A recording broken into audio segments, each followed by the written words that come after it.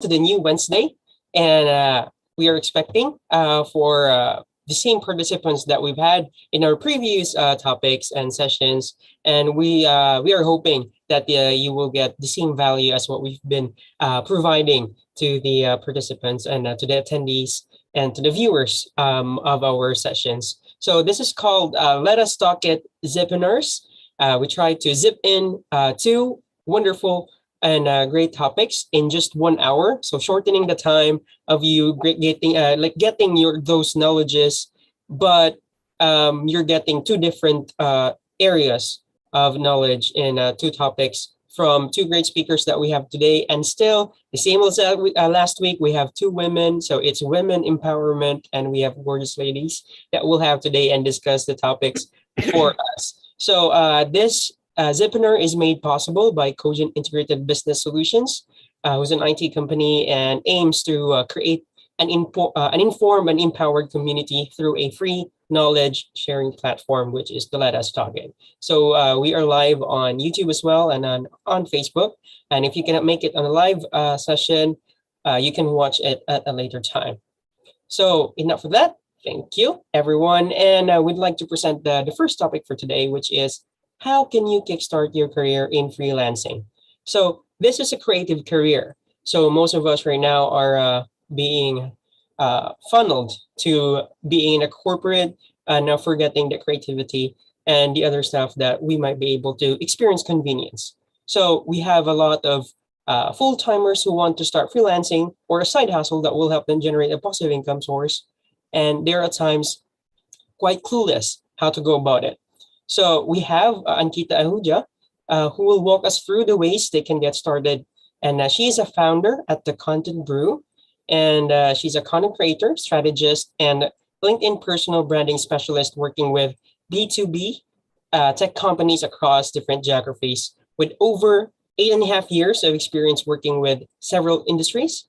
And she specializes in creating website content, long form blogs, and copy of different marketing channels. And too much of that.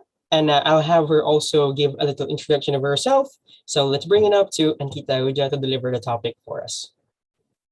Thank you, Phil, so much. Hi, I am Ankita, and Phil has already introduced me. So I run Content Brew, and I've been into the freelancing industry for the past 8.5 years now.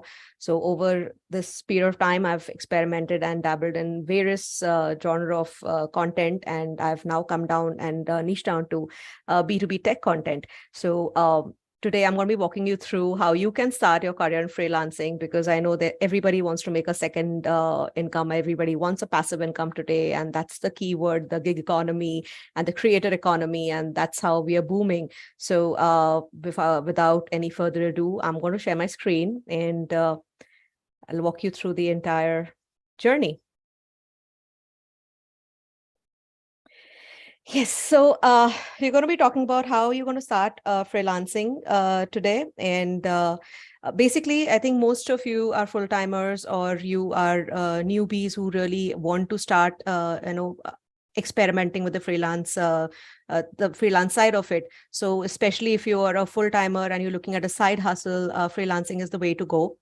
So how you can basically start it. Firstly, it's very important to remember that freelancing is just like any other job. I would want you to treat it like just any other job.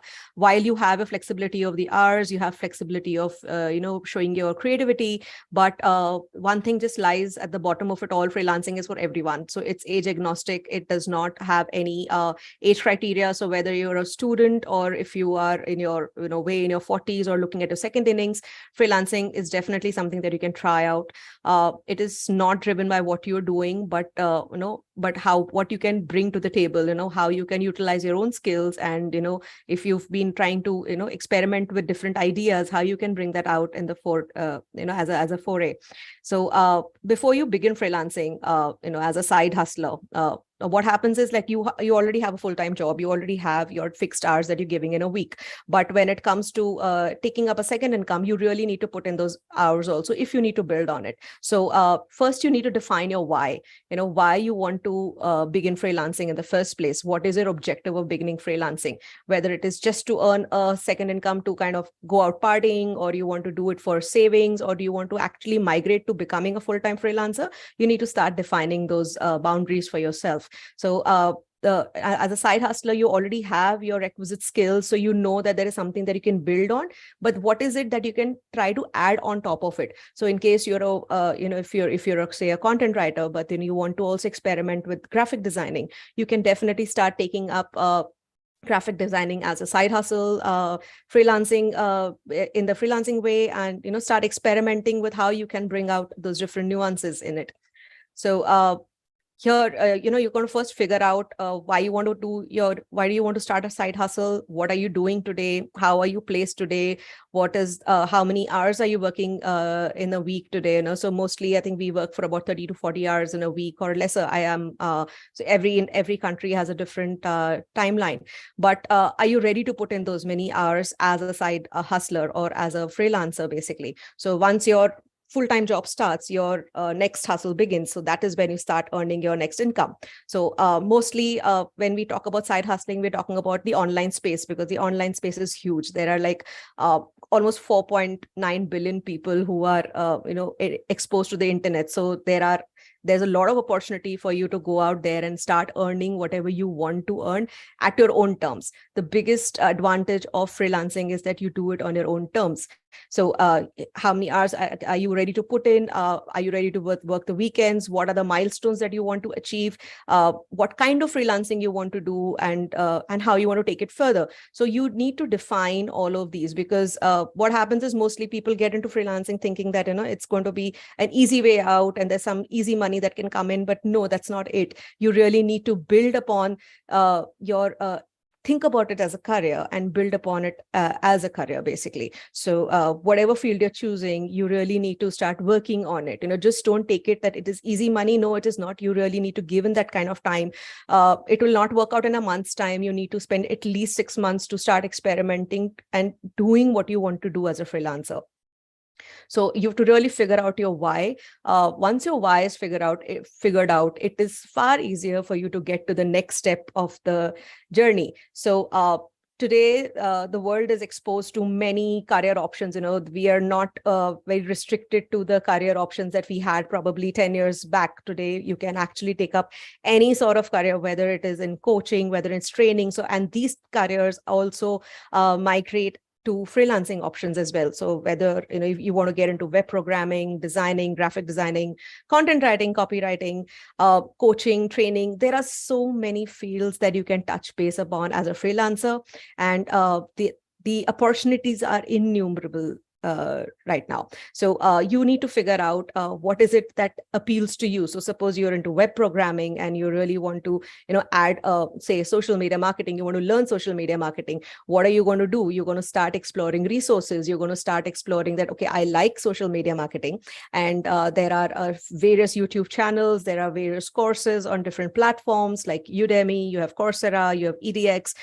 You can go and take up any different free courses that are there. Study the market that you want to get into, and that's how you can basically first step to kickstarting your freelancing journey, to say.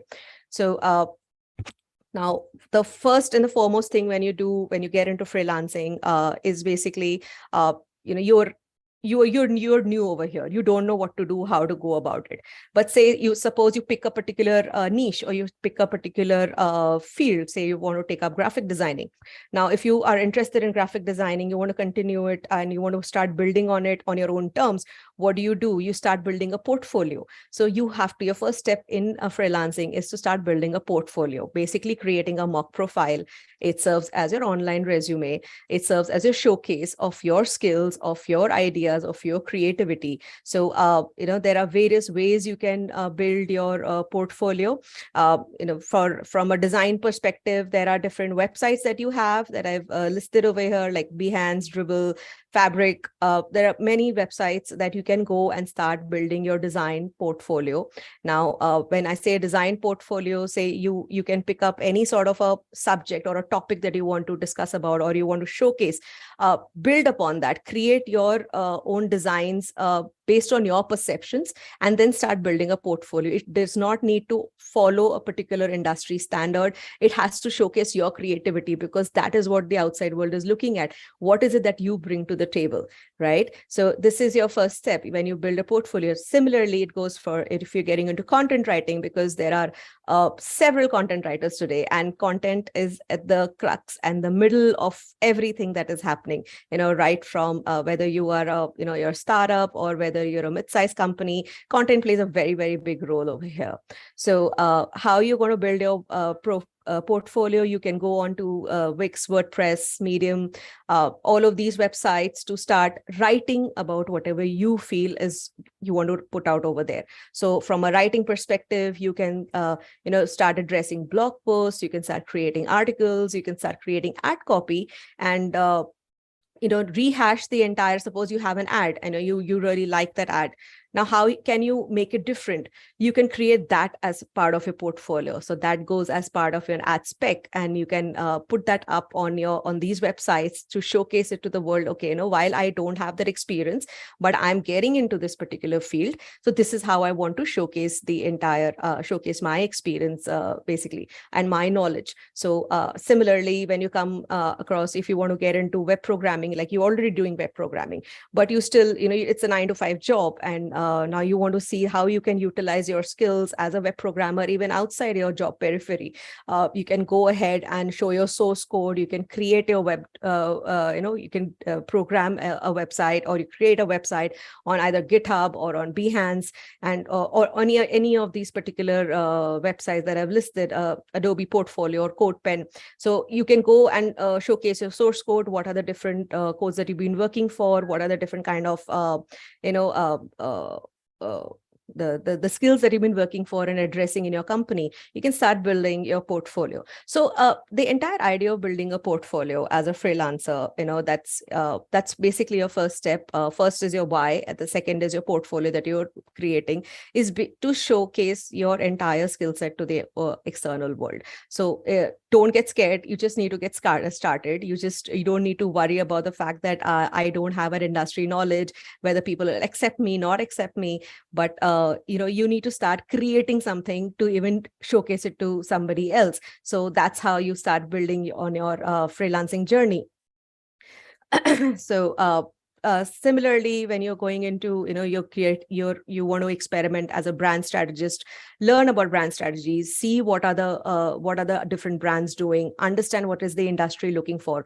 Over here, constantly consuming the content that you want to be a part of plays a very big role as a freelancer, because you need to be updated as per the industry standards, what is happening now, because what is happening 5 years back is not going to hold true today. So you need to start updating yourself, read about different aspects of your career choice that you're making as a freelancer, and start seeing what are the new things that are coming about. So you can touch base on different blogs, you can go and follow different people that you have interacted with in the past, or your different creators, or different websites that you're fond of.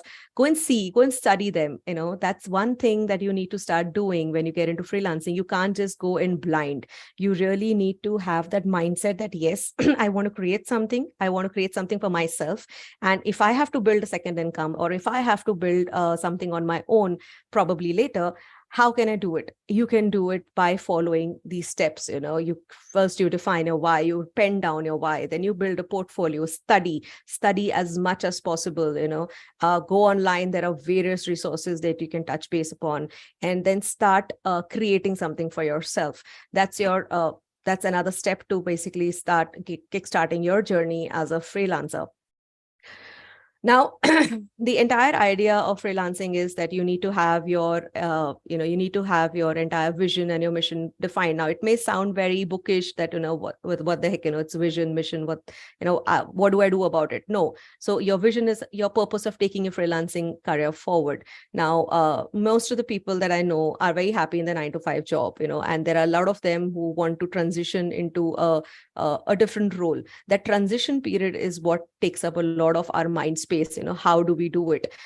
Once you've defined the previous steps, you define the purpose of taking this freelancing forward. You can dedicate, say, about 4 hours in a day if you have that time after your work gets over, and start building on your profile, start building on your skill set, start upskilling yourself, introducing yourself to newer skills, learn something better from other people or from other courses, and you define your purpose of taking freelancing forward.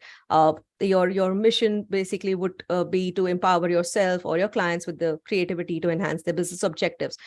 Ultimately, as a freelancer, you are catering to an audience. Please remember, at the end of the day, everybody is an audience for you. So what is the audience that you're looking at? What kind of audience are you looking at? What kind of people are you speaking with? You need to study your audience over here. How are you going to be empowering them? Empowering them by empowering yourself. So what is the what is that little nuance that you're going to bring in to add to the business of a particular person that can actually showcase them as a leader in the market? So how can you bring out that nuance in yourself that can showcase that, okay, what subject you're talking about and how you're going to be talking about it. So you need to define your vision and mission. And it's very important, because going after a particular word, freelancing, just for the heck of it is not going to work. Have your goals ready, because everything, if it has a goal, you will actually work towards it. But if you just leave it in a dream state and, okay, I want to do this, but all right, I'll take it up later on probably, but I want to do it, but I don't want to work towards it, doesn't work. So you have to put in that effort to take it forward, to talk about what exactly you want to do. So start penning down a lot of things that you have in mind from a career perspective, jot down different areas that you want to touch base upon, and then evaluate your expertise, see what is in demand. So today, if I can say, if I've noted down, those 10 career choices, currently today, the tech people are doing really well as freelancers as well. The options are unlimited. You have social media marketers who do really well because everything is social. So define your mission, what you want to do for yourself, basically. Now, to give you a very brief overview about freelancing, the third question basically comes about is, how do I earn? Whether I earn, how do I go about the earning bit of it? So pricing in the freelancing world is very skewed. There is no set pricing like you have your medians for every industry that today you have. For every skill set, you have your median salary bars and all. In freelancing, it doesn't work like that. It can actually vary from $10 an hour to, say, about $75 an hour also. The scope is unlimited, and it also actually starts with the kind of experience you get into the market, or the kind of experience that you have, what kind of work you have done. That is where I told you, build a portfolio. It showcases your work. So freelancing does not have a particular rate chart. On an average, I'm giving a very, very rough ballpark figure. You can earn around $20,000 a month if you put in about 4 to 5 hours of work every day as a beginner. And when I say every day, it means every day. So there is no ways to kind of take a back seat and then think, okay, today I'm going to do it, and tomorrow I'll see whether I want to do it, but I still want to earn the money. It doesn't work like that. You have to put in that kind of the commitment has to be there from your end to start, basically. One of the biggest ways you can kickstart your journey as a freelancer is by building a personal brand. Today, if you go to see, if you're on LinkedIn, LinkedIn has a user base of more than 900 million people. So there are 900 million users over there. That means 900 different souls who are looking at generating business, at doing business with you.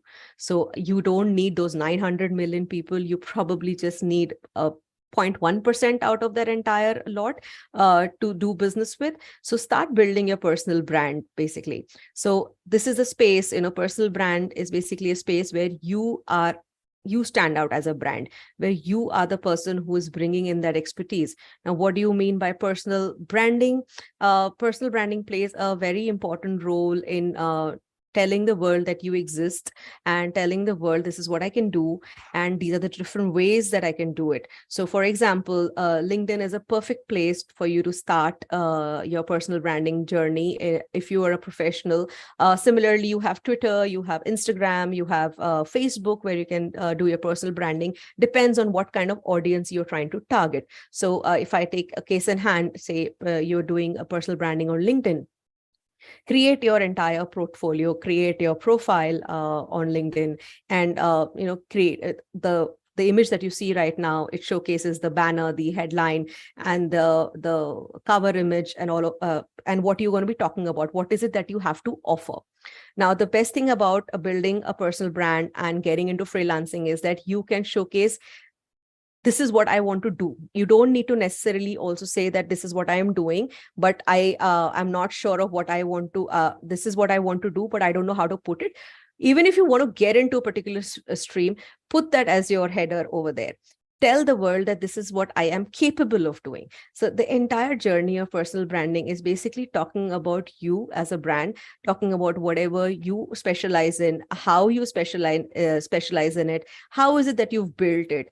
It does not only end with just building your cover page on a particular social media platform, whether it's LinkedIn, Twitter, anywhere. You need to start writing content, or you need to start putting out content in any form on these platforms, whether it's video, whether it's image, whether it's a text post, anything that you want, you can start putting out over there based on your expertise, based on the field that you have chosen for yourself as a freelancer. Start putting it out for the world to start seeing it. Again, when you begin your personal branding journey, it's a wonderful step as a side hustler for you to start building your brand on these social media platforms if you haven't done it yet.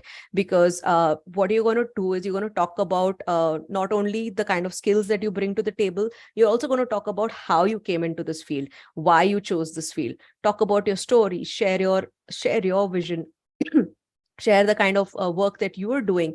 There are innumerable ways to go about creating a personal brand for yourself. So these are just a couple of profile examples that I've put up just for you to take a look at, how simple or how minimalistic it can get. Be to the point when you're talking about yourself on any of the social media platforms, but also ensure that it actually delivers the message. So if you go to see this particular person that I've put up, Danko, he delivers the message that he is doing. He is a writer, and he is he's basically talking about personal development. He's talking about productivity. He's talking about marketing. This is what he's going to be talking about. So in his profile, you would see everything related to this. So as a freelancer, or when you're starting your journey as a side hustler, start putting out content that is going to appeal to the audience, something that resonates with you, something that you want to build for yourself, and start building upon it. Similarly, you can do the same thing on Twitter or on Instagram. Have your entire profile set out really well. Take a look at how it is. Go and study the people whom you want to learn from, whether it's from a graphic design perspective, from a branding perspective, from a web design perspective. Who are the people that you would like to follow? Who are the top people that are doing well in their industry? Go and study their brand. Go and study what they're doing, how they're doing it. And don't copy it, but start emulating it, basically, with your own essence, with your own touch, per se. So this is one of the biggest ways that you can start your freelancing journey.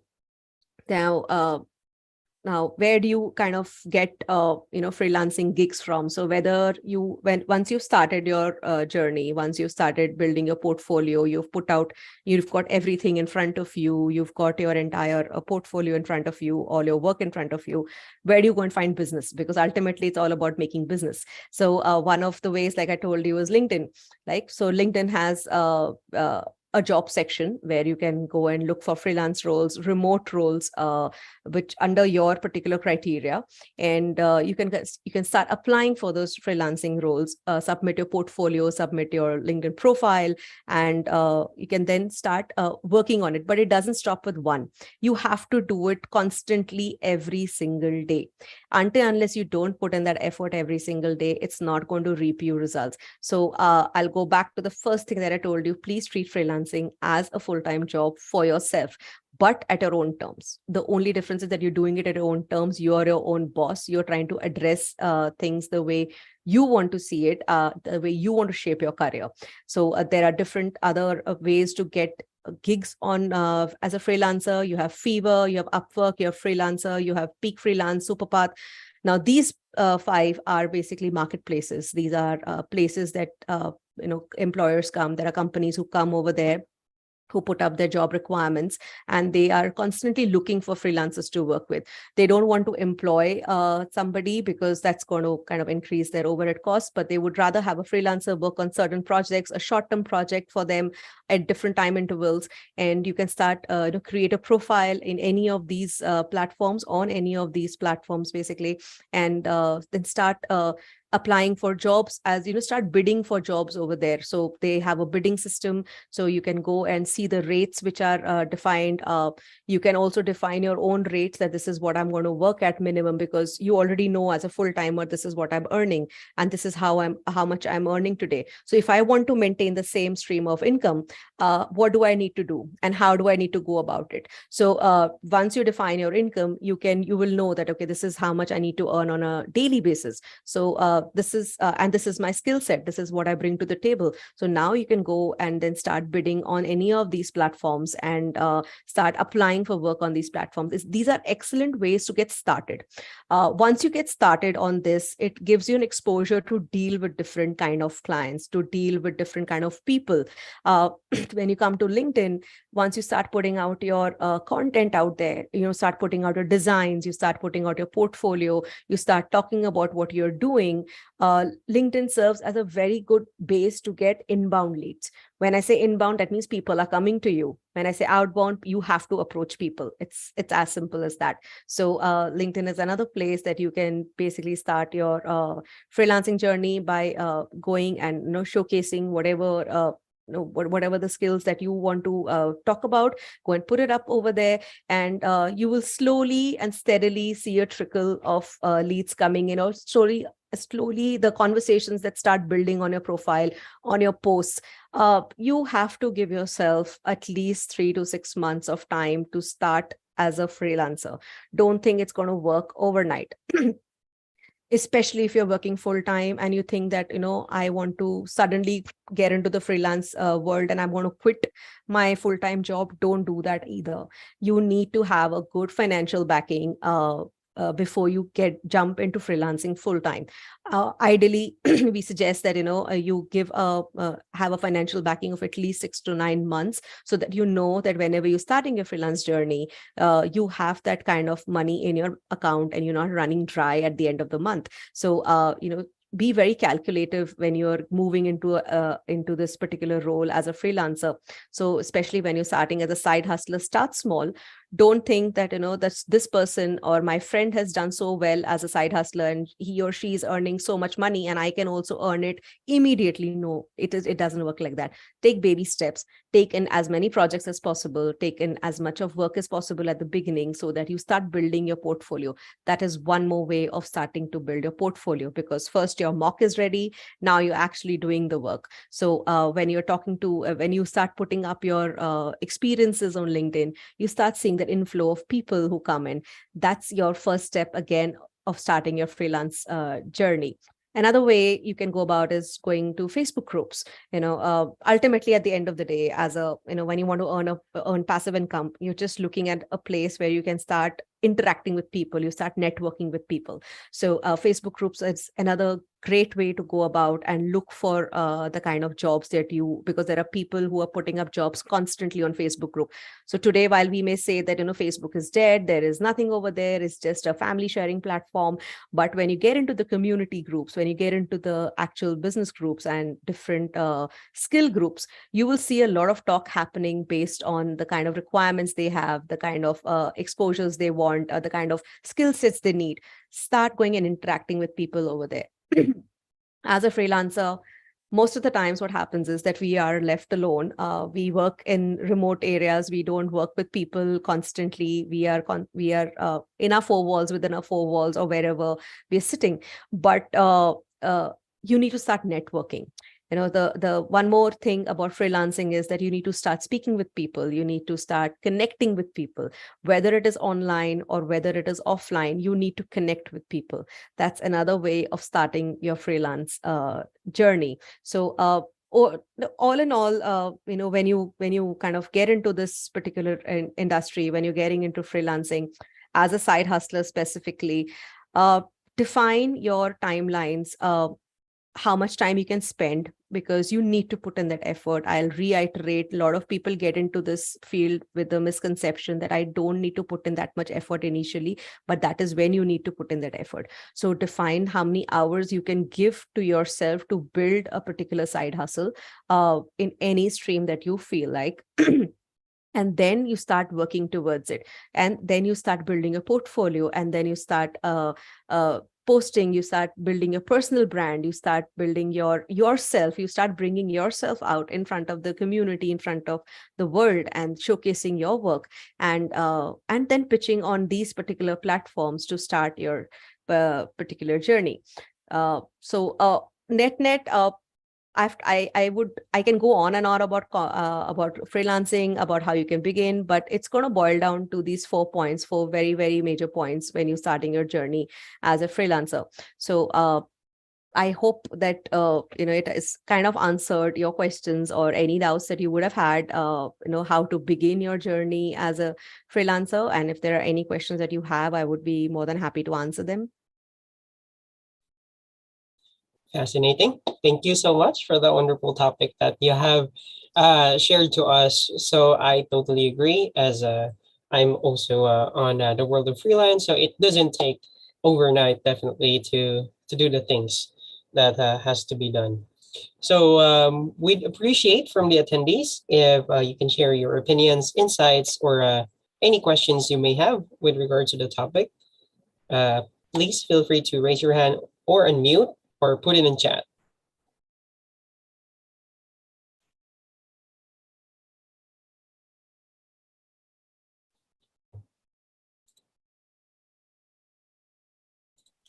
Okay, now, as Ankita said, backups, financial backup is something, which I would say differ from, industry. Like, I'm into education consulting, where it's a bit difficult, it took almost 3 years for me to establish myself.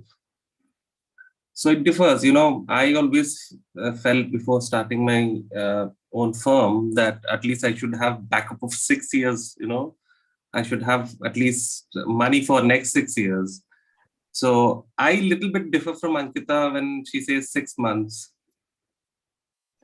So, Suresh, what I meant when I said 6 months is a lot of people, when they're getting into freelancing from, they want to get into full-time freelancing, they kind of leave everything behind. They just feel that, this is the perfect time to just jump into it, while this is the perfect time to start your journey as a freelancer. There is no better time than today. But when we talk about as a side hustler, I would rather emphasize on the fact that don't get into full time if you don't have the money or the backup.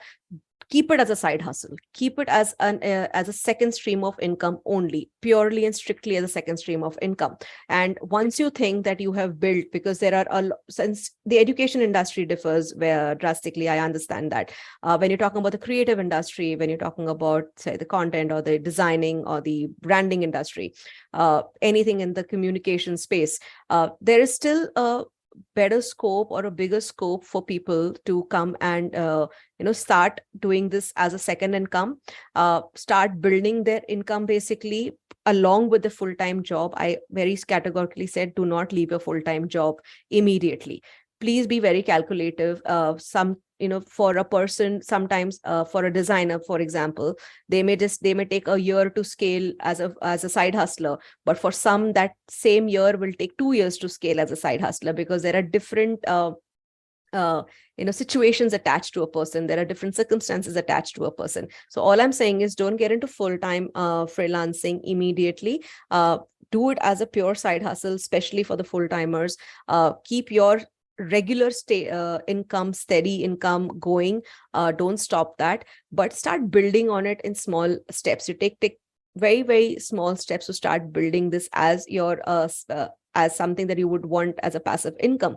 And once you reach a particular stage that you've earned equivalent to what you're earning as a freelancer or as a full-timer, basically, you can then think about leaving your current job. Okay, when you go into freelancing, you're not going all out and establishing a full agency or a full business. You are starting off as a solopreneur. That's the beauty of it. You're starting off doing everything yourself.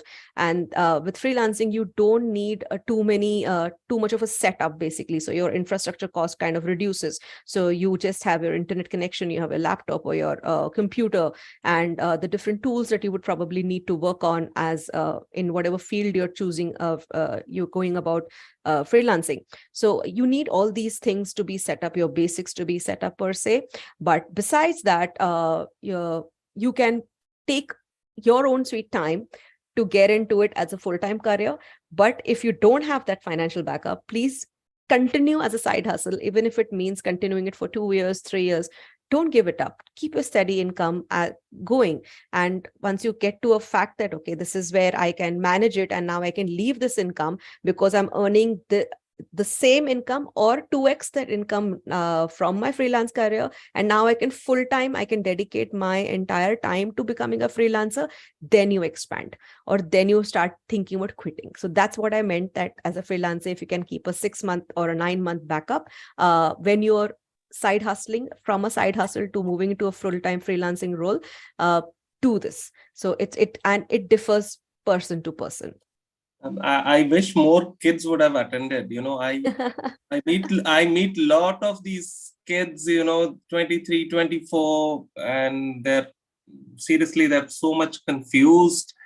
I wish they could have attended this session. Seriously, it was needed for a lot of these children, 25, 24.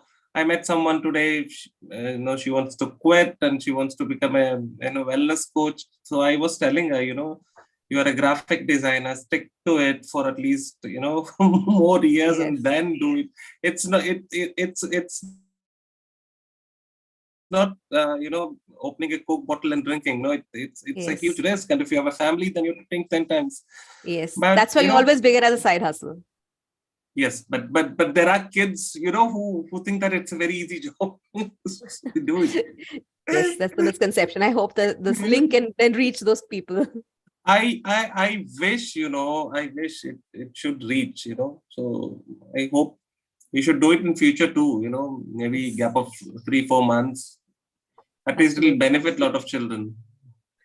Children in the sense children in the sense I said, 24, yeah, 25 are kids. Yeah, absolutely.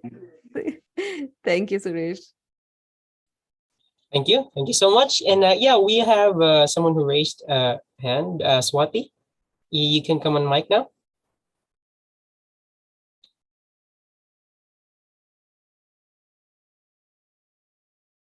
Yeah, but anyhow, she have written a question. How do you go on producing content on various sites? Yes, go on, Swati. Yeah, so that is another question. The another one is, what is your take on niching down in freelancing, especially in content writing, Ankita? Okay, so I'll answer your first question. How do you go about producing content on various sites?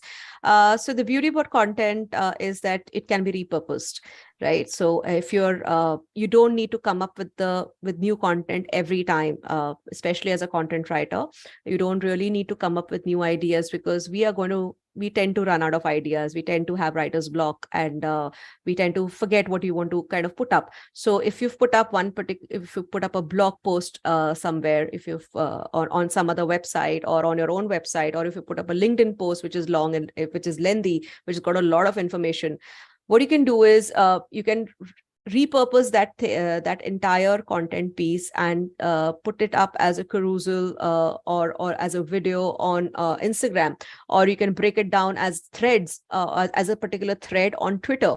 So these are the main platforms that content writers hang out on, and these are the main platforms content writers leverage to build their business. So you can always repurpose the content. So your first and foremost thing is repurposing content. Second is when you're reading a lot, that's how you start building on stories. That's how you start building on the ways you can present your own thoughts and ideas. So once you start reading, start penning down, start noting down whatever you're doing. I always bring it to the forefront that please document whatever you're doing. Please write down whatever you're thinking, because you will tend to forget everything if you just keep it in your head. So start penning down, noting down, making notes in different spaces, either in sticky notes or on your laptop or on your mobile notes.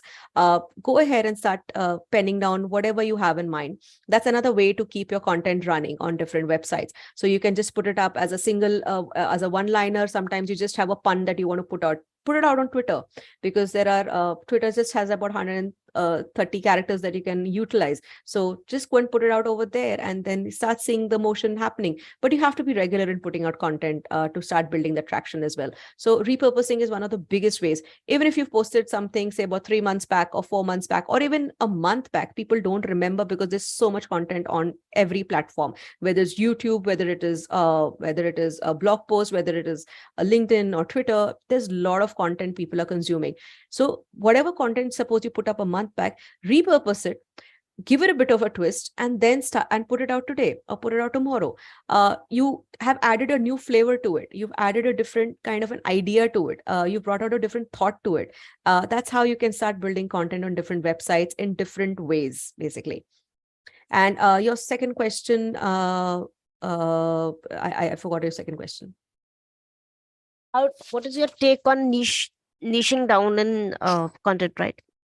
How do you go about selecting a niche in the content space? Yeah. Okay. So to begin with, as a content writer, I would while they say the riches are in the niches, but I would say that you start as a generalist, start addressing every topic, because when you start as a content writer, you really don't know what kind of topic would interest you. While you've you may have done something in the scientific field, or you may have done something in the commerce field, but you don't really feel connected to it. You don't really feel a very strong connect to putting out content based on whatever you've learned. So start experimenting with different niche, different industries, different topics, different genre of content to begin with. So in net, start as a generalist. Once you start as a generalist, so you'll be probably addressing lifestyle, you address tech, you'll address fintech, if that is your area of expertise, or you want to address just the interior space or the mental health space. There are so many topics that you can write on. Start experimenting with all of them. Just start writing on each of them, basically. That is the first step to identifying which is the kind of topic, which is the kind of industry that you most connect with. There will come a time after a month or after 3 months or after 6 months that you don't feel the same synergy coming from all of them. You may just want to say drop out finance. Okay, I am not very keen on writing finance. While I understand it, but not really keen on it. So you drop out finance. So you already got this wide range of industries that you are thinking of, that you're writing for. Then you start segregating them, you start sifting them. So say finance is out, say tomorrow today you are basically writing about tech, you're not really interested in the tech space, tech is out. So that's not something that is building a synergy. But you are now starting to get a more of an understanding towards, say, mental health, or you're getting more of an understanding towards marketing. So that is a space that you would want to explore. So start working on that space now. Once you've sifted out these 2-3 industries, now come to this particular, the remaining 5 or the remaining 6 that you are working in. Eventually, going forth, you will start again feeling that There are certain synergies that are not matching with the niche that you already have, the kind of industry that you're already writing for. Again, start sifting them down. What I'm trying to say is start reevaluating your work and what you want to do at every step. Just don't go ahead and do it blindly because you just need to constantly make money. Don't keep that as an objective, but evaluate what interests you. At every stage, you're going to come to a point where some subject or topic will not interest you. That is your first step to niching down. And towards the end, you will find yourself, writing down the kind of work that you want to do, the kind of industries that you want to work with. And you will start coming down to, say, probably 2 or 3 industries, core industries that you're really, really happy working with. Over there also, you can probably stick to these particular industries because it's evolving, it's changing. That is somewhere that you can add maximum value. So you can go ahead and then start building that as your niche. It does not necessarily mean that you're just doing one thing, but you're probably addressing 3 interrelated industries or 3 different industries that you feel very strongly about because you have the subject matter expertise in that. So that is how you start niching down. While it is very good to start niching down, people say that do it right at the beginning. I would say that do it much later. You can continue working as a generalist for as long as you want, till the time you get a hang of the kind of content you want to put out, and then start coming down to the subjects that you want to address at the end. I hope that answers your question, Swati. Yeah, thank you so much. Thank you, Ankita. Thank you. Thank you so much, Swati. So that's really perfect. Thank you. For further collaboration, if you have to ask further questions offline, you can definitely contact the LetUsTalkIt team to get details from Ankita, or you can search her name on LinkedIn, and she's very responsive. All right, so moving forward, and I'm afraid that we have to have it on a quickest way possible because the next speaker has a tight schedule, definitely, and we apologize for extending a little time from the primary topic. But we have the next topic as essential life skills to thrive. So this is in relation to any career that you would choose. Learning, unlearning, relearning essential life skills for success and fulfillment, including time management, communication, financial literacy, and self-care to help individuals thrive in daily life. So we have a senior technology consultant of Ernst Young and a naval officer with 11 years of experience in operations management, logistics, and supply chain management, and appreciate her service. We have Lieutenant Commander Nikita Rai to deliver the topic for us. Please come on video and you can take over. Hi, Phil. How are you? Nice to have you here. Thank you for having me in this platform. Am I audible? Just to confirm. Yes, you are. And can you move your camera a little forward? So it's a Is little it too okay? close. Yeah, I think that's perfect. Yeah. All right. Thank you, team. Thank you, my audience, for having me here. And my topic is life skill, and I understand it's a topic which is never ending. And Phil has given us a brief insight, touched on to certain jargons as communication, which is again very important. But I was just while I was giving a topic to Phil, I remember that on 31st of December, I was in Delhi speaking in Women Economic Forum about the similar topic, and the topic was life skill. And it was a 3-minute window which was given to me. And then later I spoke in another forum wherein I quoted a very recent article of 23rd Jan. And the article was from the Diary of Oprah Winfrey. And she touched upon 4 to 5 or around about 6 life skills, which I understand are very important. I won't be touching on to the pure content of the life skill. Like, for example, if you Google it out, it'll say that communication and being very reposed, very responsive to people, listening. So I would start with one of the first very important life skill, which was hearing what you don't want to hear.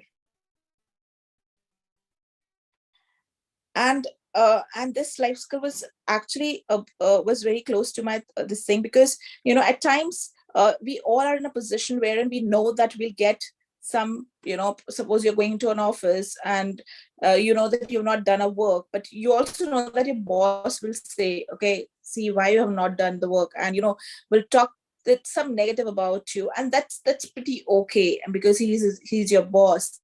But I would like to say is, just give an ear. Okay, just try to listen. And you don't want to listen, that it'll come back to you. But once you try to listen what people are saying, that again, it's a very different life skill. And for that, you need to have a patience. Okay. And negative feedback taking positively is a learning experience. It's a learning experience, and people go and they say, okay, tell me good things about myself. Nobody says that, tell me some bad things, because nobody wants to hear. So number one, which she brought up was, you try to hear things which you don't want to hear. Second thing which she said was which was like, don't try to show off, in front of people. You're going to a restaurant, so go the way you go alone. Okay, so suppose you're going with 10 people and you're wearing a sari and you say, oh, you look beautiful, or you try to hold a glass in a certain manner. But when you're going alone, you're taking a book along. Okay. So but then so she said that you need to be same at all times. Suppose if I'm an officer, I've been running 10 kilometers every day whilst I was in service, and then I've stopped running after joining corporate. Or if I try to run in front of others, so I'm different me in front of others and different me in front of myself. So the second life skill talks about is be same at all points in time. Okay, the inner set of yours should be similar. It shouldn't change depending upon the people. Obviously, the basic qualities should remain same. Okay, you don't we try to kindly show off to people. That it's a very common thing, and it's absolutely, it's also a positive thing. But it shouldn't go to an extent where you're showing your false side, right? So second most important thing was be who you are. And because each and every one is unique, so people will any which ways learn from you, if you are yourself. So that's the second. The third one was the ability to dismiss the round one. The ability to dismiss the round one is forgive the first chance. Okay. So I'll give you an example of mine. I served 11 years in service in a Navy. When I joined corporate, I started giving interview, and it was a very complacent attitude that I will clear all the interviews, but it didn't happen. Okay, so I I appeared for one company, and I got failed. I mean, I didn't clear the interview. But then I, instead of that bogging me down that I'm not a good fit, it's like, okay, it was a round one, so let's dismiss that, and from round two I'll do better, because the chances of making mistakes in round one are maximum. So just try ignoring that. Okay, so and if you're doing a new thing, especially if you're doing the new thing, there are chances you will make mistakes, and there are chances other person will also make mistake.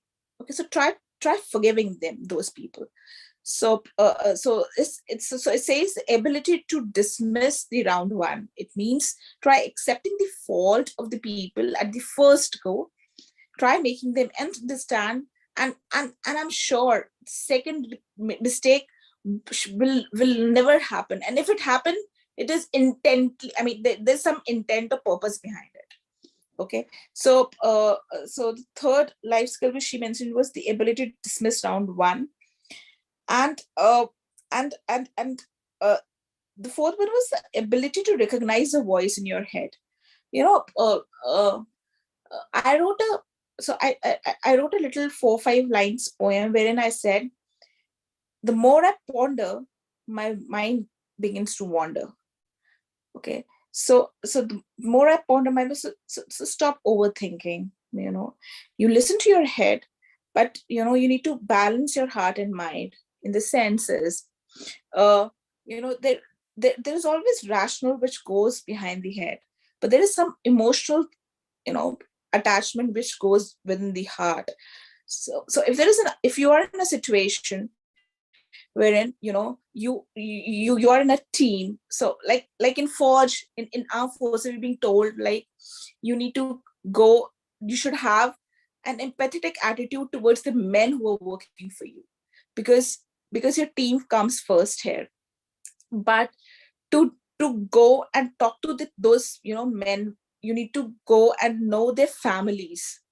So when you're going and knowing their families, you need to work with them. So when you're working with them, you are doing by, you're using a brain. When you're knowing their families, your heart comes in picture. But when I say ability to recognize the voice in your head is, you know, uh, there are cases, there are chances wherein you are in a situation where you just have to leave aside the emotional part of yours and just take an immediate decision. And that's where your ability to think, your experience, your connect with people, your understanding of people comes into play. So try using your keeping your emotional content a little aside, and it depends on the situation. I won't say it's a foolproof thing, but it is one of the life skill which uh, which is acquired by many, but it's very difficult because your mind tend to think 10 different things, and it will take you to emotional, then come back, go to rational, use your head, then come back, then heart and mind, and it confuses to the hell. But my understanding is, use your head, and then you try to match up with the emotional intelligence and go ahead with the decision. So that was the point. And the last point was that, uh, and it says that the ability to give a compliment that is not appearance based. So it's like, we generally have a habit of saying that, hey Fitch, you're looking very handsome, or hey, so Mr. A and Mr. B, you're looking very good, or she's looking very beautiful. But have you ever said, okay, that was a situation which she faced and she handled it so beautifully, and that's not appearance based. And she was under such a pressure, and she was very calm, and she was very composed. And that she will also, if she listens from you saying this, she will respect you for understanding her to that extent. Okay, so there's much more than appearance. We tend to meet people and we tend to say, oh, you're looking beautiful, or like, oh, that's okay, that's absolutely fine, but what next? So for that, you need to talk to people, you need to understand people, and try picking up those qualities which are the soft skills, which are inbuilt, which are never being told, which are not common, but are positive. And I'm sure the other person will feel really happy that you have understood that person in that particular way. And appearance is fine, it adds on to your personality, but at the same time, what I understand is, appreciating a person other than the appearance is A plus. So these were 4-5 life skills, and I have another meeting, so I was running short of time, so I thought to wind up, and I have 4 minutes and I could take up questions. Feel free to ask questions. So thank you so much, Phil. A very short and crisp. Yes, definitely. And yeah, well, thank you so much for making that one in a capsule size, yet definitely is effective.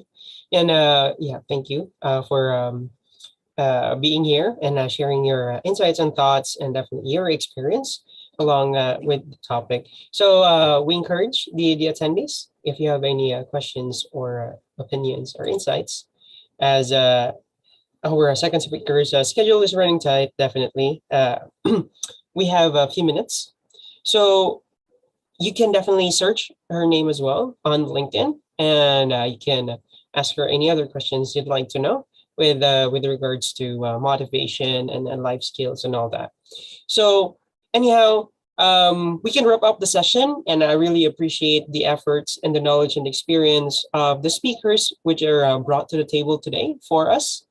And if you wish to get in touch with them, just write their names in LinkedIn, and they will definitely be coming up, and they'll respond to you.